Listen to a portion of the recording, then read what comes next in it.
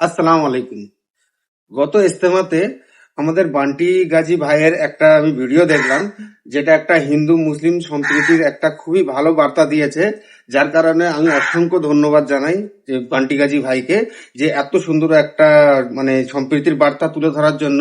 আমি গত ইজতেমাতে বান্টি গাজী ভাইয়ের একটা ভিডিও দেখলাম, যেখানে একটা হিন্দু মহিলা আর একটা সকল মুসল্লিদের সকলকে ফ্রিতে চা বিস্কুটের জন্য আয়োজন করে সকাল থেকে তাদের জন্য আয়োজন করে যাচ্ছে ফ্রি অফ কস্ট।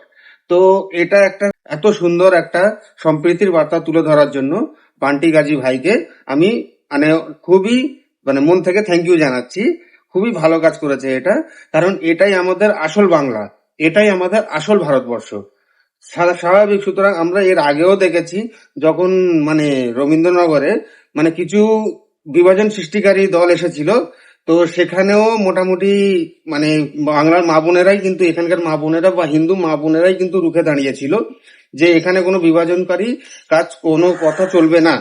তারা সেখানেও প্রমাণ করেছে। আর এখানেও একটা আমি প্রমাণ দেখতে পেয়েছি যে এখানেও কোনো রকমের জাত ভেদ সব ভুলে গিয়ে শুধুমাত্র মানে মানে কি বলবো, এখানেও দেখতে পাবেন সবকিছু ভুলে গিয়ে শুধু মানুষত্বটাকেই আসল ধর্ম করে নিয়েছে। এটাই আমরা এখান থেকে বুঝতে পারলাম যে মানুষের উপরে মানুষ, সবার উপরে মানুষ সত্য, তাহার উপরে নাই। এই যে কথাটা আমি ছোটবেলায় পড়েছিলাম, তো আজকে সেটা আমি বাস্তবে কিন্তু দেখতে পাচ্ছি। কিন্তু আপনি যদি সোশ্যাল মিডিয়া খোলেন, তো সেটার কিন্তু সম্পূর্ণ আলাদা রূপ। সেই জন্য এই সবগুলো তুলে ধরার জন্য কেউ নেই। বান্টি গাজী ভাইকে অসংখ্য ধন্যবাদ এত সুন্দর একটা বার্তা তুলে ধরার জন্য। কারণ এগুলো আপনাকে, আমাকে, আমাদেরকেই তুলে ধরতে হবে। আমাদের মতো সে হিন্দু ব্লগার হোক বা মুসলিম ব্লগার হোক, সকলকে কিন্তু সকলে একে অপরেরটা তুলে ধরতে হবে এইভাবে। তবে গিয়ে কিন্তু এইভাবে সম্প্রীতিটা বজায় থাকবে।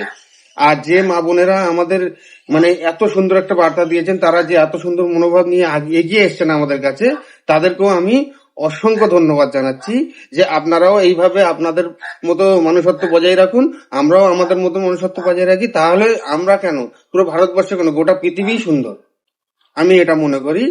আর যদি আমার কথার মাধ্যমে যদি কোনো ভুল ত্রুটি হয়ে থাকে, তো অবশ্যই আমাকে ক্ষমা করবেন। ভিডিওটা এইগুলো এখানে শেষ করছি। আসসালামু আলাইকুম।